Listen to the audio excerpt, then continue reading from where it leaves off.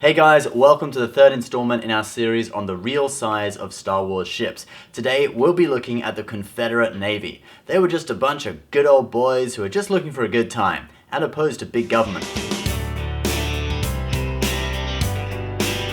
Yeah, maybe that was the wrong Confederacy. But like the Southern Confederacy, the Confederation of Independent Systems in Star Wars was into slavery. While their army was made up of droids, they employed a large number of slaves in their shipyards to build their massive navy, which was 4 times the size of the Republic's at that time. A large number of innocent slaves working in their shipyards meant that the Republic couldn't bomb them without facing the moral issue of killing a large number of civilians. Speaking of morals, how moral was it to clone an entire army and then force them to die for rights and freedoms they themselves could never enjoy? Just throwing that out there. Let's first take a look at some of the smaller fighters, which were largely pilotless. Since the Confederacy used droid soldiers, why not just build a droid brain into a starfighter instead? These fighters included the Vulture battle droid, which was about 7 meters long in flight mode. That's a little over 1 meter longer than a Chevy Suburban. Prepare for attack! The Vultures were controlled from the command ship, but could learn through AI and develop some autonomy to carry out certain maneuvers on their own. Basically, they were drones, and not the Casey Neistat let's take cool shots of New York City kind of drone. Think more like a swarm of bees coming at you. Since they were pilotless, they could carry out maneuvers that would make a living pilot pass out or die from the G-force, but they were known to be not as intuitive or cunning as fighters with biological pilots.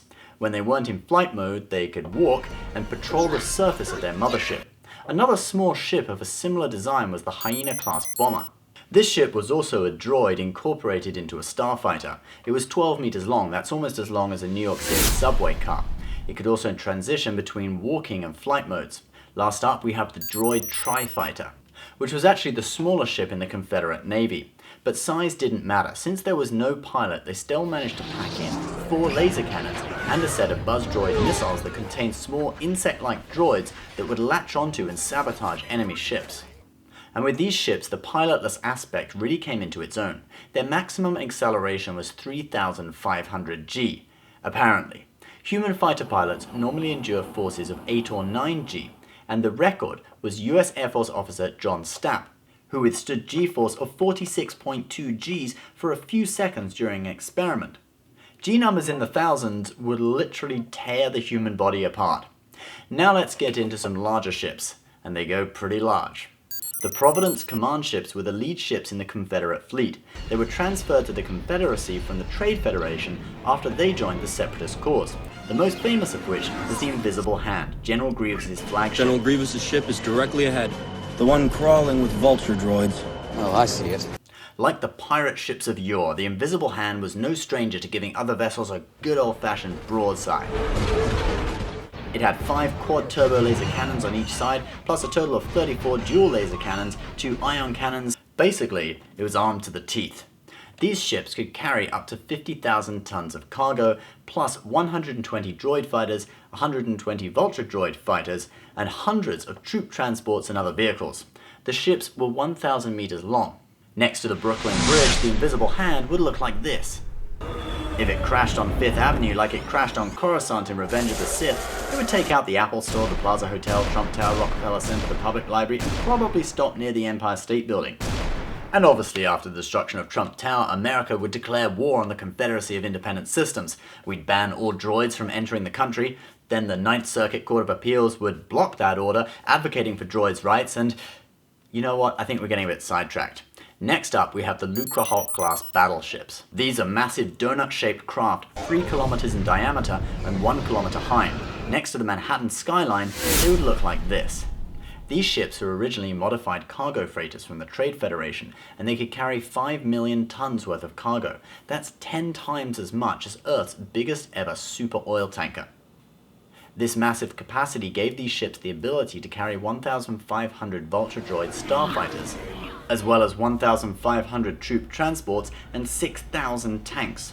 The ships were used in the Trade Federation's invasion of Naboo, and they were also later used by the Rebel Alliance, with the complement of starfighters replaced with X-Wings. Now let's take a look at the Malevolence. whose name, given by Count Dooku, means wishing evil upon others. She is a Subjugator class battlecruiser, and also had a sister ship called the Devastation. Seriously, where does Count Dooku come up with these depressing names? They sound like bad heavy metal albums. The Malevolence was 5 kilometers long. That's as long as Mont Blanc, the highest mountain in the Alps, is high. I'm sure the droids regularly organize 5k runs from bow to stern to raise money for various charities. No, of course they didn't. They had a train system inside the ship to transport personnel and cargo. That's not the right footage. Can we play the... yeah, that one. That's it. Now, the Malevolence was armed with ion cannons that could take out the power systems of entire fleets. Brace for impact! We're losing all our power! But the ship was no match for Anakin Skywalker, who simply input a bogus address into the ship's GPS. They were probably using Apple Maps, and the ship crashed into a moon. That's gotta beat this to be the worst GPS fail of all time. So guys, there's our rundown of the Confederate Navy. I know we missed out a few ships, but I didn't want this video to be like 20 minutes long. Please leave your comments about these or any other Confederate ships in the comment section below. Alan will be back in a couple of days with a video about how the Confederate Navy would do in a battle against Earth. And lastly, if you're watching this, you are Generation Tech.